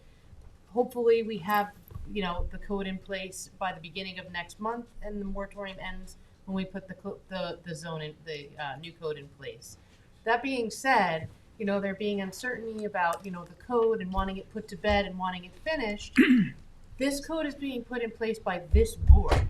That's not to say there may be a change in board 2 years from now, 4 years from now, when they revisit this code and they make drastic changes to it. Codes change all the time, so it's really a question of don't put it to bed and forget about it. Keep an eye on it. Be a participant. Because we also at the first code it came through and everyone kind of it wasn't until the first project that came through that everyone was like, wait, what is this? So just keep that in mind. Moratorium or no moratorium, it's always subject to being changed at any time. So keep it on your radar and keep involved, as I know you all will now that you're involved.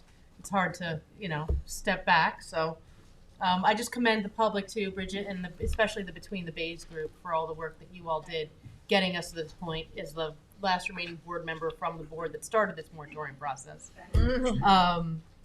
I'm too glad to see this come to a conclusion for this point in time. So that's all I wanted to say. Yeah, agreed. I mean, we don't want it to take any longer than necessary. We want to put it to bed also, but we want to make sure, dot the i's, cross the t's, make sure there's nothing wrong with what we have here.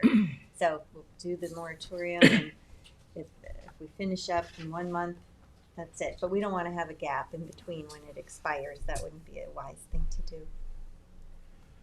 Yeah, I'll just say very briefly, I think that the new draft code does offer a very restrictive framework. Obviously, there needs to be some clarification on perhaps power allowances, as Tip mentioned. But I do want to mention, and I've said this before, but it's worth reiterating here, that I want to commend Supervisor Moore and Councilwoman McNamara for really taking the lead on this and putting together the steering committee that really did such a significant evaluation of this work. And I sat in one of the meetings in the audience and just observed some of the work. Janice and Ryan Murphy, our public safety director, and the fire marshal also sat on this. So there has been a real coordination between all the public safety elements and fire safety elements that are critical to securing the safety of the public. So I just want to commend you for all your work, and I know this has been sort of a long time coming for the community. Well, so. now that you mentioned people on the committee, we also have to say Legislator Welker. Yes, and Legislator Welker. And our chief of And police our were chief. also It on the was committee. Very collaborative, and everybody did their research, and we heard from And Seth, public. don't forget Seth. Oh, yeah. Oh, Seth did all the The map. All the work. the piles of papers. Yeah. All right, very good. Then I move to hold the public hearing open until the February 25th meeting. Second. All in favor? Aye. Thank you, everyone, for your participation. We have to vote on each one separately. Oh. To close. Each one. Oh, Could we do same second, same vote?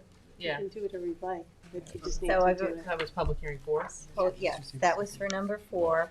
For number 5, to hold it open until February 25th. Same Second. second. All in favor? Aye. And number 6, to hold it open until February 25th. Same second. All in favor? Aye. Thank you. Thank you, Madam you. Clerk, for keeping us on.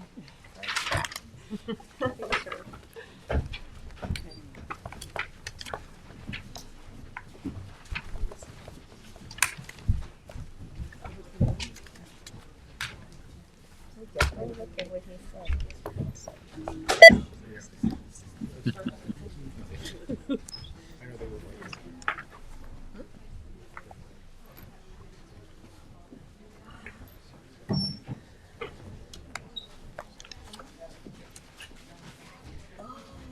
I thought he said she gave him money.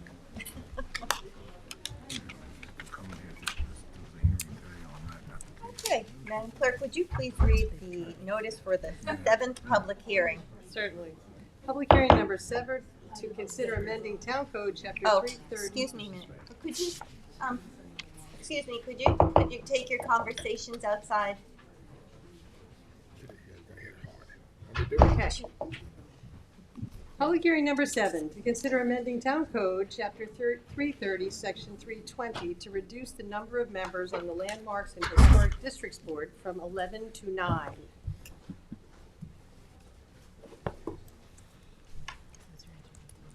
Good afternoon, Supervisor, members of the Town Council, and Town Clerk Schermeyer.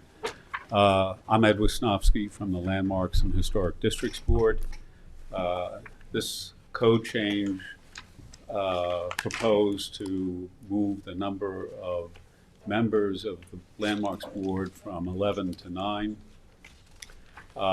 is basically a product of a 25-year history or 27-year history of some whimsical tinkering with the numbers of members of the Landmarks Board.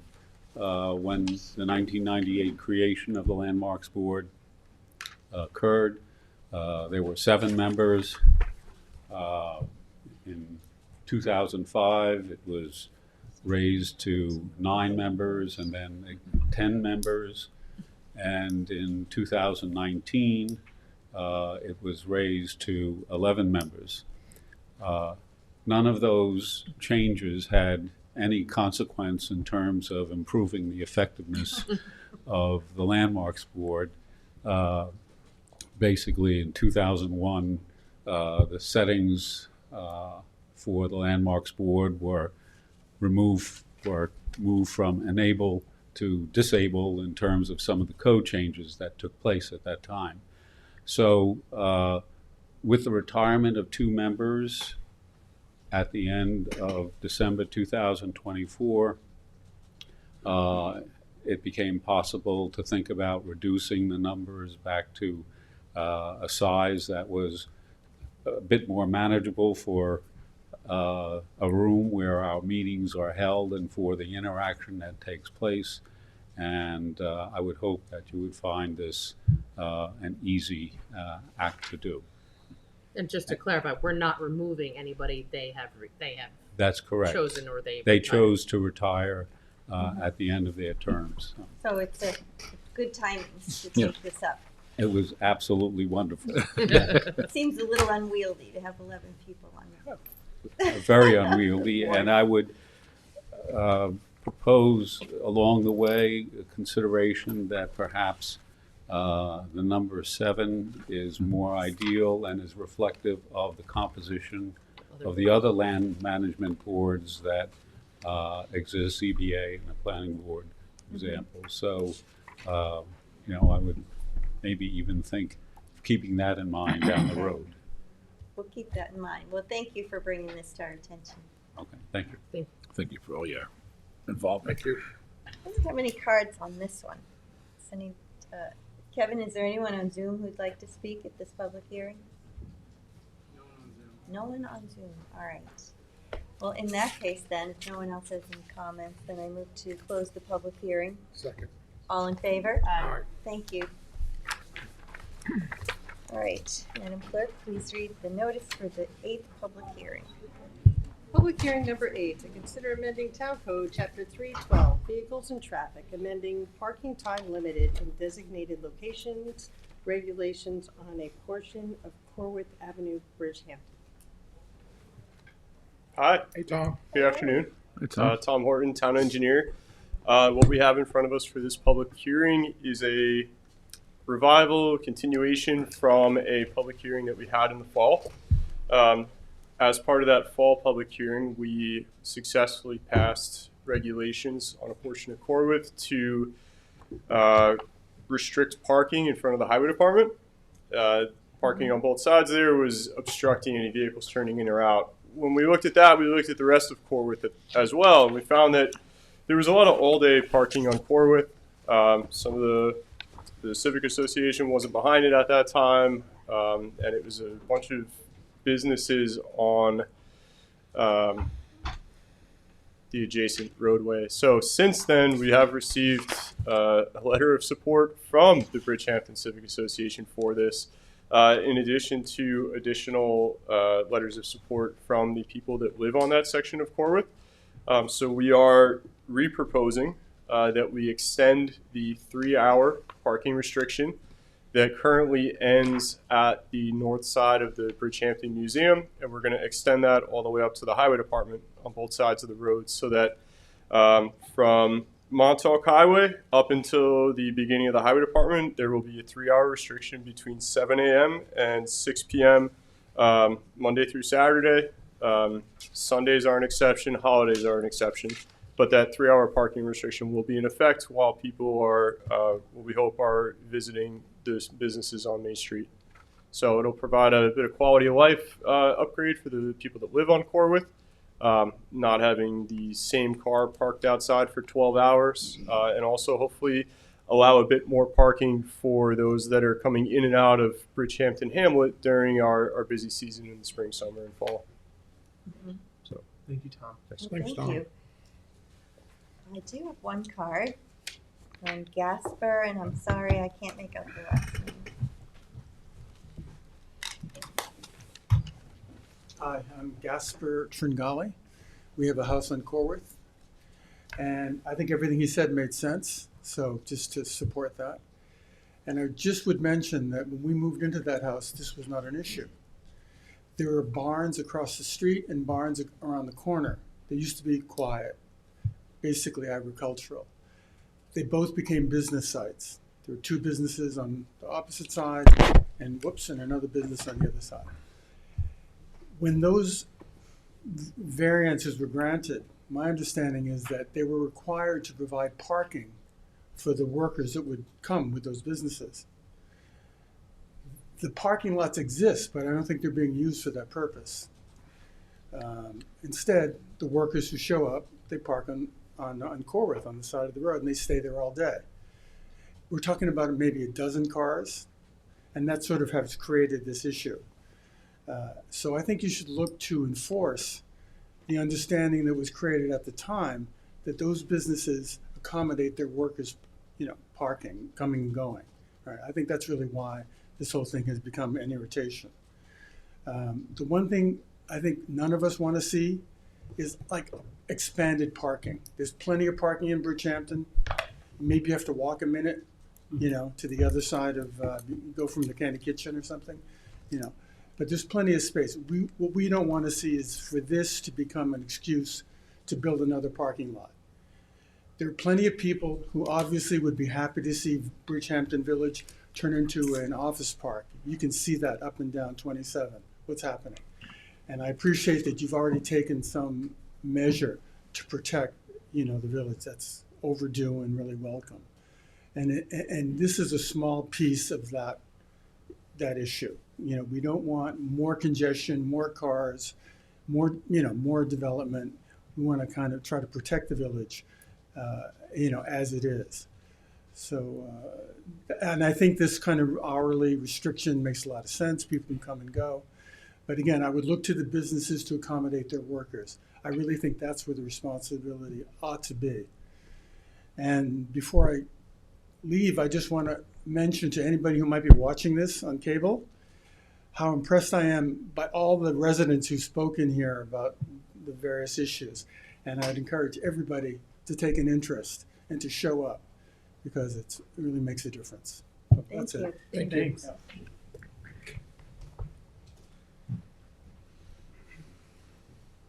Kevin, is there anyone on Zoom for this public hearing? Yes, we have 3 hands up.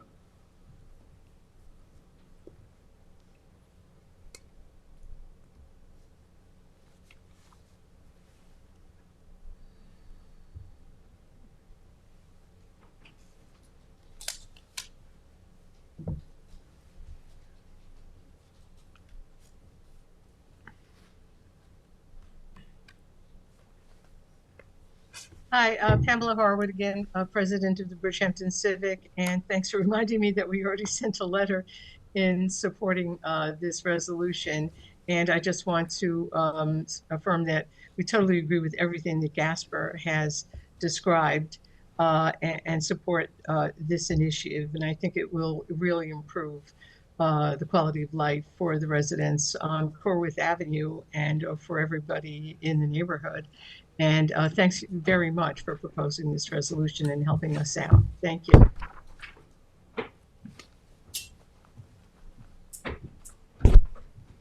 Thank you. Bring the next person in. Okay.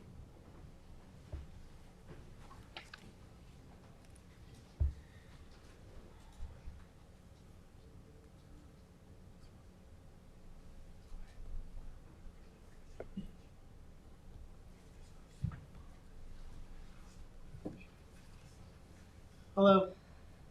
Hi, this is Meredith Berkowitz. I'm also with the Bridgehampton Civic Association. I apologize, I'll be quick because I'm actually driving. I just want to reiterate what both Gasper and Pamela have said, that we, as the Bridgehampton Civic Association, we are supportive of these changes. I do want to reiterate a little bit more on the enforcement point, in that I think it would be helpful if someone from the town did speak to those businesses, because what I'm wary of is even if we change the parking restrictions, that those businesses find a way to still utilize that parking when they should be utilizing their own parking lots, or they shift to use their lots for employees and encourage their customers then to park on Corwith, creating, a changeover of cars constantly during the day. So I just wanted to make the board aware of that and ask for your assistance in just monitoring this as we go forward. Thank you, Meredith, and also to the previous speakers, including Pamela.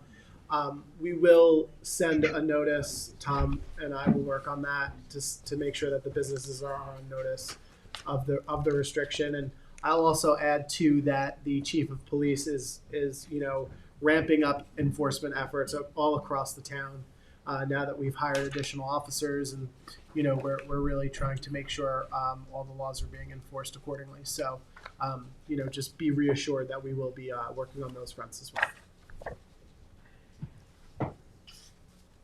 Thank you, Becca. Bring the next person in.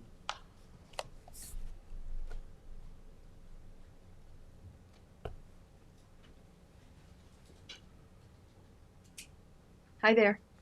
Hi. Hi. I'm Susan White. I live on Corwith Avenue. I'm also a member of the Bridgehampton Civic Association, and I agree with everything that everyone has said. I want to add, please don't put up too many more parking signs, because Corwith Avenue already has about 28 signs, and it's about a quarter of a mile long. And we are very, very close to a light industrial area. As you know, it's right near the village. So my second plea is no best storage facilities in this area, please. We already have 2 gas facilities. It would be a disaster. Anyway, thank you for listening to my plea, and I hope the right thing happens all around. Thank you. Thank you.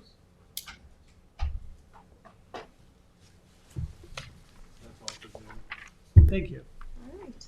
Does anybody else have any other comments? No, I just want to say thank you to Tom. We did our when did we do that site visit? Was that? I believe it was July. It was July of last year, and he's been looking at this for a bit. So thank you, Tom, for all your work on that, and also Tom Neely was helpful in that effort too. Very good. Yeah. Then I move to close the public hearing. Second. All in favor? Aye. Oh, just one last question, Tom. Is this on for when is this on for adoption? Do you know? I will check.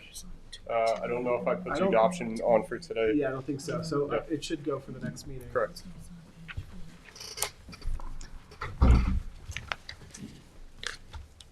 Thank you. Just a moment, Tom, please. Yes.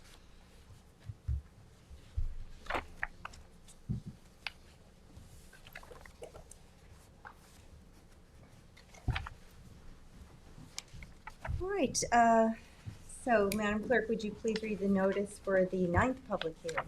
Public hearing number 9, to consider amending Town Code, Chapter 312, Vehicles and Traffic, amending and adding parking prohibited in designated location regulations on a portion of Lake Avenue, County Road 63, Northampton.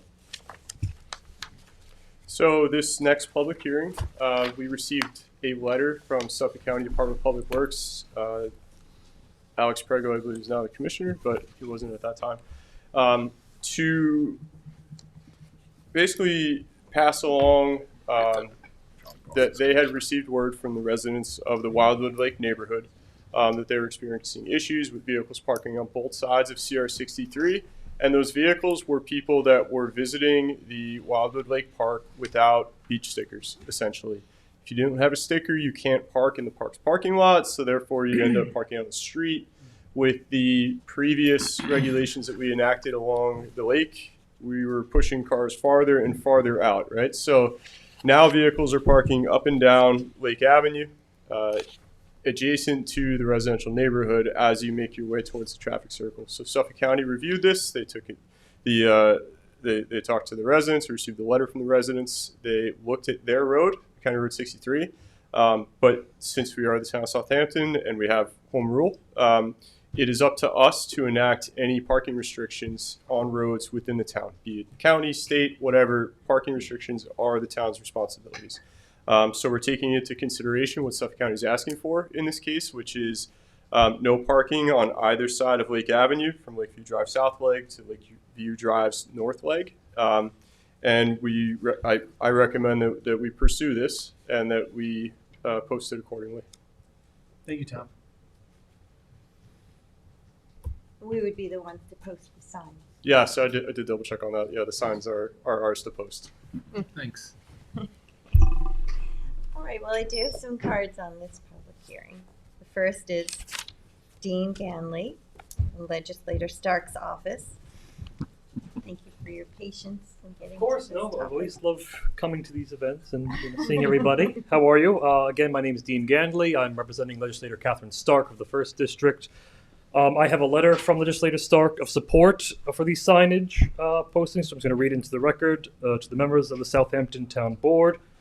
As the legislator representing the residents of the Wildwood Neighborhood Watch, I fully endorse and support the installation of no parking anytime signage on the east and west sides of County Road 63 from the south leg of Lakeview Drive to its northern portion.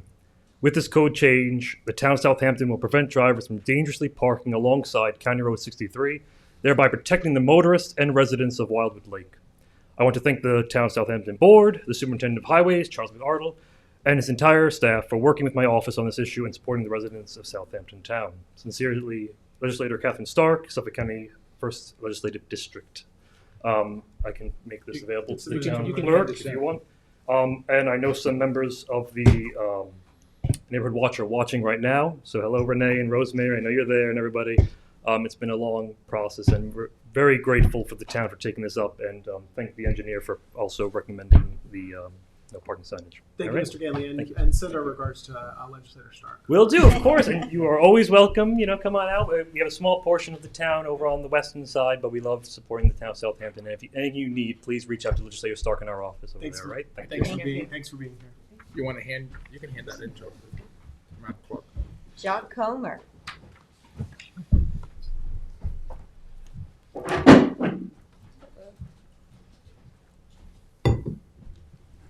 Good afternoon, folks. Nice to see you again. Hello. Yep. So, what he said, honestly, you know, they've been very good to take this up, and it is a pretty simple matter. It's an extension of what y'all been doing to help us out, and I think it'll be a simple thing, and it'll help enormously. So, thank you very much, and look forward to coming back to talk again. All right. Thank you. And last but not least, Ted Berkowitz. That church is a building. sure they have permits. Hi, I'm Ted Berkowitz. I've been a resident of that neighborhood for 30 years. I've seen it go through a lot of changes in those 30 years.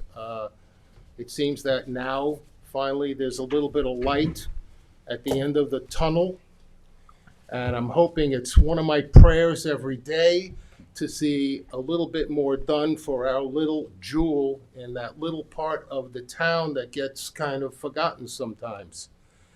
And I keep looking at my tax bill, reminding myself that I do pay taxes.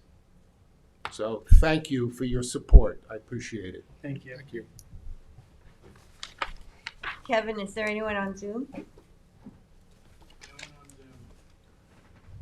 I just want to say again, Tom, thanks for working with the county and making sure that we got this moved forward. Yes, thank you, Tom.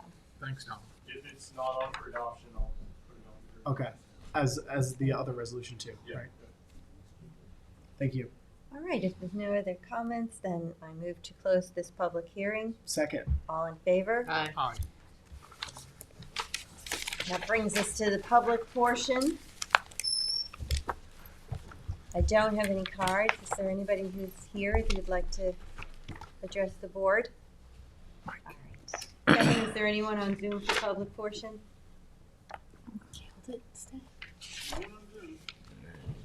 What? Nope. I know. Well then, I move to close the public portion. Second. All in favor? Aye. Town board resolution for 2025. Wow. Moving right along here. Yes, 200. Co-sponsored with Councilman Isola. Authorized purchase of all traffic solution and use source fault contracts. Second. All in favor? Aye. Town Board Resolution 2025-201 to authorize purchases of used vehicles from Suffolk County contract with NYSLI Inc. Second. All in favor? Aye. Town Board Resolution 2025-202 to authorize the supervisor to sign a contract with Eastern Environmental Solutions Inc. to perform sanitary system locating, exposing, and sampling at 110 Old Riverhead Road in Hampton Bays. Second. All in favor? Aye. Town Board Resolution 203 of 2025 to authorize the supervisor to sign an agreement with Briscoe Protective LLC for protective equipment and monitoring at 399 Mill Road in West Hampton, formerly known as the Bower Barn. Second. All in favor? Aye. Town Board Resolution 204 of 2025, co-sponsored with Supervisor Moore, authorize the purchase of Paraplan desktop system from Pasio Technologies to assist in the scheduling of bus services provided by Senior Services. Second. All in favor? Aye. Town Board Resolution 205 of 2025, authorizing the supervisor to execute 2025 Youth Bureau agreements with Youth Bureau Programming Consultants. Second. All in favor? Aye. Town Board Resolution 2025-206 to authorize the supervisor to execute a 2025 grant agreement with Suffolk County for enhanced DWI enforcement program. Second. All in favor? Aye.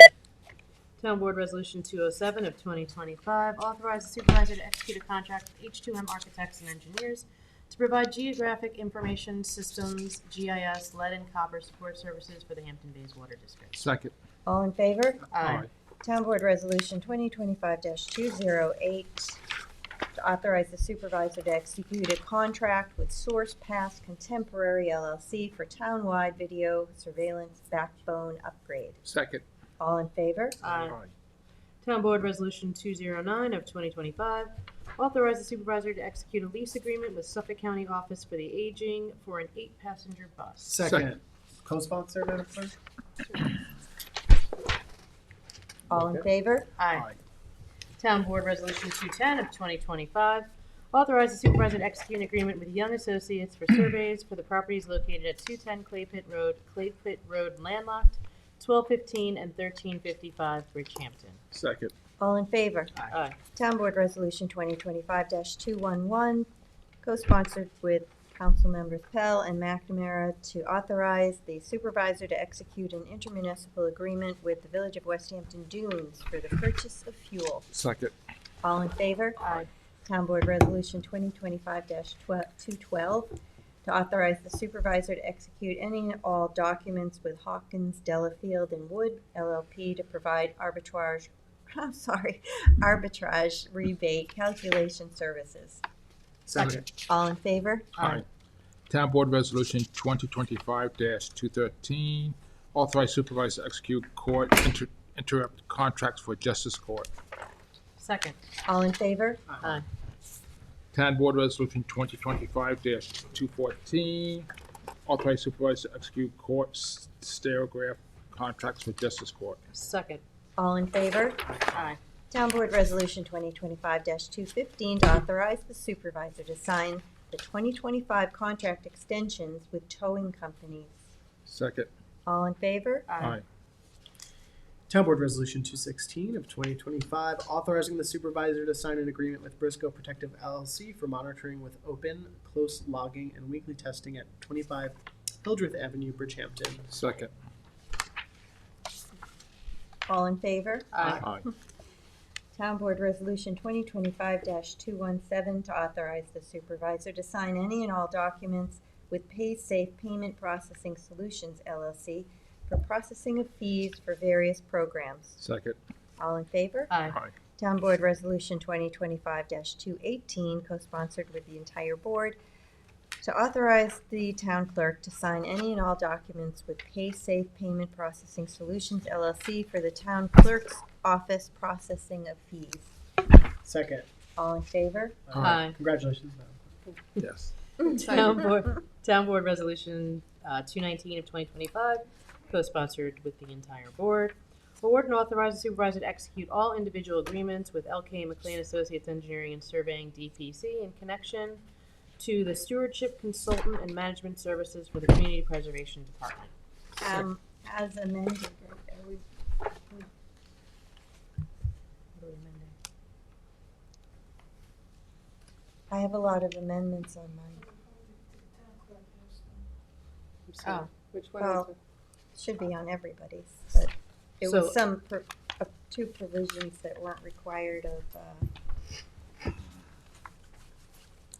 Oh, for the McLean. the ethics Yeah, board thing that ethics was code. dropped. All right. So motion to amend. I thought we did that.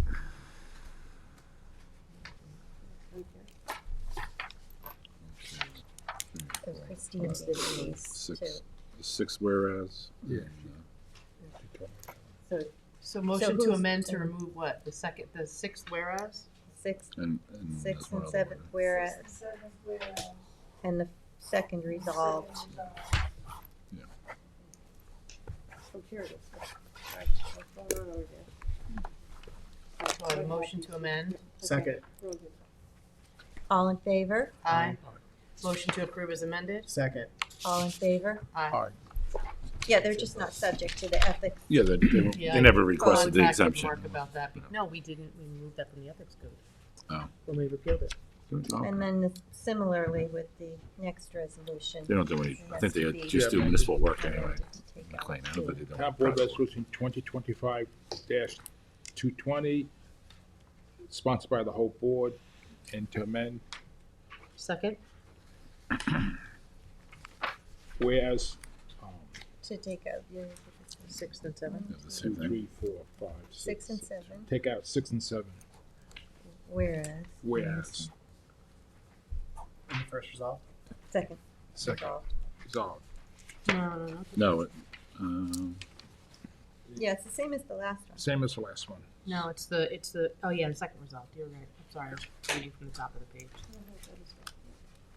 So you're making the motion as. Making a to motion as motion am- to amend. Make the motion to Second. amend. All in favor? Aye. Aye.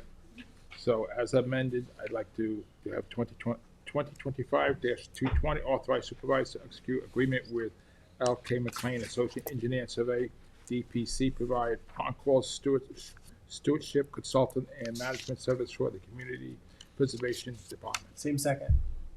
All in favor? Same aye.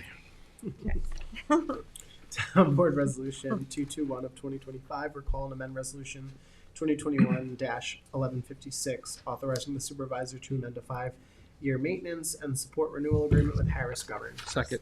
All in favor? Aye. Town Board Resolution 2025-222 to recall and amend Town Board Resolution number 2024-1011, to authorize purchases of supply and delivery of auto parts with Advanced Stores Company doing business as Advanced Auto Parts, Grade A Petroleum, Fleet Pride, Inc., and Morgan Auto Supply, Inc., using East Hampton contract. Second. All in favor? Aye. Town Board Resolution 2025-223 to recall and amend Town Resolution number 2024-1197, authorize purchase of licenses for Microsoft Office 365 from Software House International using New York State contract. Second. All in favor? Aye. Everything okay? Yeah. No, you said 225. I thought I missed 3 resolutions. I said 225. All right, it was supposed to be 223. Town Board Resolution 2025-224, renewal of the Zendex for ticketing and tracking system. Second. All in favor? Aye. Town Board Resolution 2025-225, co-sponsored with Councilwoman McNamara. Notice, 2025 notice to bidders on-call service for the transportation of the landfill leaching tanks. Second. All in favor? Aye. Aye. Town Board Resolution 226 of 2025, 2025 notice to bidders for district-wide well and pump maintenance and repair at the Hampton Bays Water District. Second. All in favor? Aye. Town Board Resolution 2025-227, to amend the 2024 adopted budget for special events. Second. All in favor? Aye. Town Board Resolution 2025-228, to amend the 2024 budget for various departments. Second. All in favor? Aye. And Town Board Resolution 2025-229, co-sponsored by Council Members Pell and McNamara, to amend the 2025 adopted budget for senior services driver messenger position. Second. Madam Clerk, you could add my name to that. Bill seconded. The driver messenger. All in favor? Aye. Aye. Aye. Town Board Resolution 2025-230, to amend the 2025 budget for various departments. Second. All in favor? Aye. Town Board Resolution 2025-231, to authorize the closure of capital projects. Second. All in favor? Aye. Town Board Resolution 232 of 2025. This is appointing the Community Housing Fund Advisory Board for the new year. Second. All in favor? Aye. Aye. Town Board Resolution 2025-233, to authorize additional funds for the payment of legal fees of Morgan, Lewis, and Bacchius LLP. Second. All in favor? Aye. Abstain. Town Board Resolution 2025-234, co-sponsored by the entire board, to authorize the enforcement action, You have to fix that. If amended. at 40 West Montauk Highway, Hampton Bays, New York, Suffolk County tax map number as indicated. Actually, I have to, a motion to amend, because the date of the public hearing in the first sentence should reflect today's date, February 11th. Second. All in favor? Aye. And then as amended, I move to adopt. Second. Second. All in favor? Aye. All right. Town Board Resolution 2025-235, the continuation of legal services by Devitt Spellman Barrett LLP for 2025. Second. All in favor? Aye. Aye. Town Board Resolution 2025-236, the continuation of legal services by Stephen Leventhal Esquire for ethics matters in 2025. Second. All in favor? Aye. Town Board Resolution 2025-237, a resolution of adoption amending the Town Code, Chapter 330, Section 320, to reduce the number of members on the Landmarks and Historic District Board from 11 to 9. Second. All in favor? Aye.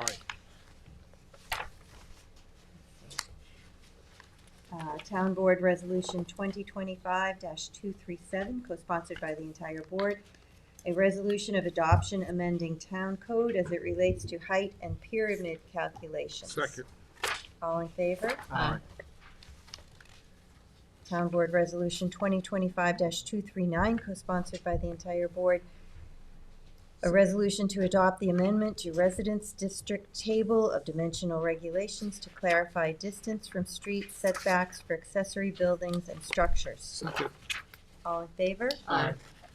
Town Board Resolution 2025-240, co-sponsored by the entire board. A resolution to adopt amendments to Town Code 330-183.4 to correctly reference the section on the screening of dumpsters.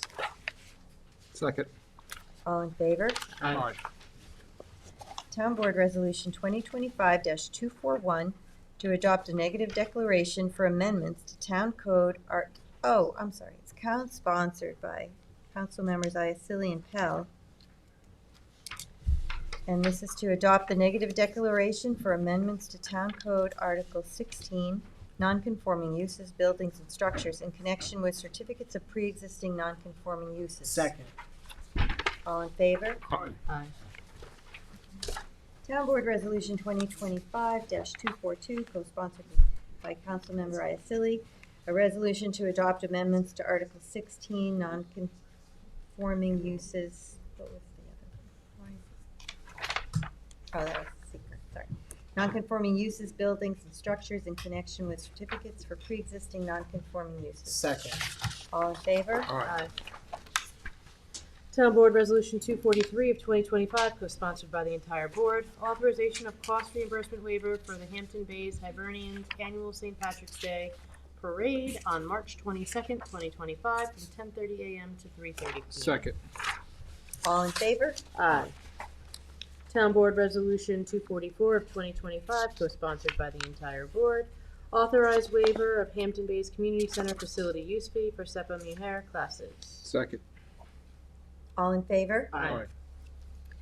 Town Board Resolution 2025-245 to authorize the sale of town-owned 1.4 Pine Barrens credits to 1004 Montauk Highway LLC. Second. All in favor? Aye. Town Board Resolution 2025-246, co-sponsored by Councilmembers McNamara and Pell, to authorize the supervisor to submit a grant application to the Household Hazardous Waste State Assistance Program. Second. All in favor? Aye. Aye. Town Board Resolution 247 of 2025, accept maintenance bond for Watermill Crossing. Second. All in favor? Aye. Town Board Resolution 248 of 2025, co-sponsored with Councilman Pell, release of maintenance bond and acceptance of roadway into town highway system in connection with Mill Creek Heights, aka Sag Harbor Woods. Second. All in favor? Aye. Town Board Resolution 2025-249 to accept the resignation of Elizabeth Scholes, Assistant Senior Citizen Center Manager in Senior Services. Second. All in favor? Aye. Town Board Resolution 2025-250 to appoint Alexis Catalano to Youth Counselor position in the Youth Bureau. Second. All in favor? Aye. Town Board Resolution 2025-251 to appoint Christian Estrada to Senior Building Inspector in the Building Department. Second. All in favor? Aye. And Town Board Resolution 2025-252 to appoint Tony Aquino to Building Inspector in the Building Department. Second. All in favor? Aye. Town Board Resolution 2025-253 to appoint Jeremy Serrata to Sanitation Helper in Waste Management. Second. All in favor? Aye. Aye. And Town Board Resolution 2025-254 to appoint Nicholas Kakaris to Sanitation Helper in Waste Management. Second. All in favor? Aye. Town Board Resolution 2025-255 to recall and amend Resolution Number 2025-68 for Assistant Chief Fire Marshal salary adjustment. Second. All in favor? Aye. Aye. Town Board Resolution 256 of 2025, attend Taser Energy Weapon Master Instructor Certification School. Second. All in favor? Aye. Town Board Resolution 2025-257, authorize the drug court judge to attend the New York Association of Treatment Court Professional Conference. Second. All in favor? Aye. Town Board Resolution 258 of 2025, notice of public hearing to consider the use of community housing funds for the acquisition of 645 East Montauk Highway, Shinnecock Hills, for the creation of new affordable senior housing units. Second. All in favor? Aye. Town Board Resolution 259 of 2025. Notice of public hearing to consider the use of community housing funds for the acquisition of land located at 205 North C. Mecox Road in North Sea for, this is 4 single-family units. Second. All in favor? Aye. I just want to mention on this one, there was discussion with the director of the Housing Authority and the chair of the North Sea CAC. Obviously, there will be a meeting in between where the community members and the CAC can have a further discussion. I think he's going there next Tuesday. Next Tuesday. Right, Curtis? Thank you, Yes. Curtis, for your work on that. Thank you. Town Board Resolution 260 of 2025. This is a notice of public hearing to consider the use of community housing funds for the acquisition of land located at 90 North Sea Mecox Road in North Sea. That's 9 single-family units. Second. All in favor? Aye. Notice of public hearing, Town Board Resolution 261 of 2025, another notice of public hearing to consider the use of community housing funds for the production of rental housing located at 140 Maple Avenue, Flanders. Second. All in favor? Aye. Town Board Resolution 2025-262, co-sponsored by the entire board, to authorize the acquisition of a portion of the lands at Villa Jajils LLC located at 212 Little Noyak Path in the hamlet of Watermill, New York, and include the CPF and included in the CPF project and stewardship plans. Second. All in favor? Aye. Aye. Notice on that the public hearing was held on July 11th last year. 2023, actually. Yeah, where is it? Is that, did they add that? It was always in there. Oh, it It's was. on the whereas. Oh, there it is. Yep. Thank you. Town Board Resolution 2025-263, category sequel, assume lead agency for enchantment of Town Code Article XXXII as relate to imitation of non-conforming sand mines that meets a certain criteria within the town of Southampton. Second. All in favor? Aye. No. I think you guys are doing a good job talking to them. I think this could be done with incentive zoning, so I'm just. Thank you. And we have the walk-on. Alright, Town Board Resolution ID number 48978 to authorize additional funds for the payment of legal fees for Sir Tillman, Balin, Adler, and Hyman LLP for 2024. Second. All in favor? Aye. Town Board Resolution ID number 48979 to authorize the supervisor to submit an application and execute any and all documents to receive congressionally directed funding for Riverside Sewage Treatment Plant. Second. All in favor? Aye. Town Board Resolution ID number 48981 to appoint Derek Highsmith to sanitation helper and waste management. Second. Related? All in favor? Aye. You're kicking them out. You can pay right now.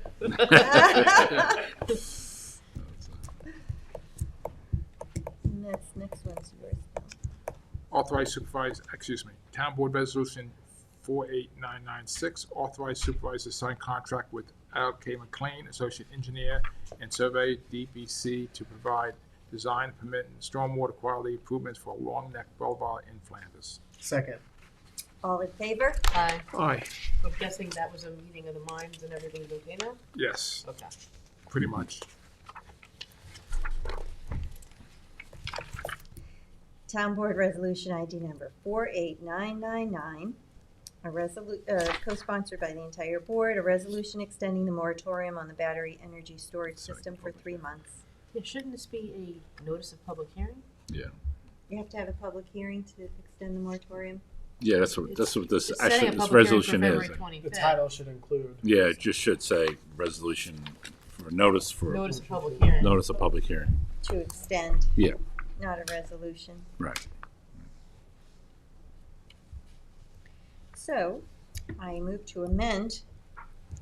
Second to the amendment. Does the resolution says that as well? Yeah. Replace resolution with notice of public hearing too. For the consideration The to title extend. on the title. Yeah.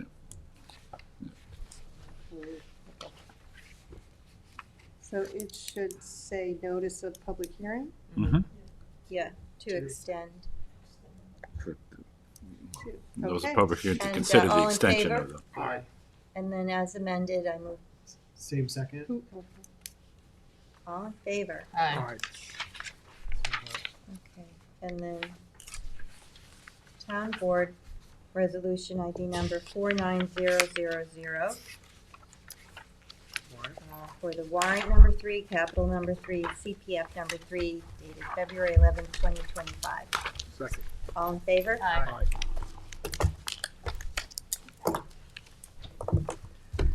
All right, well, if no one has any other remarks, then I move to close the meeting. Second. All in favor? Aye. Aye.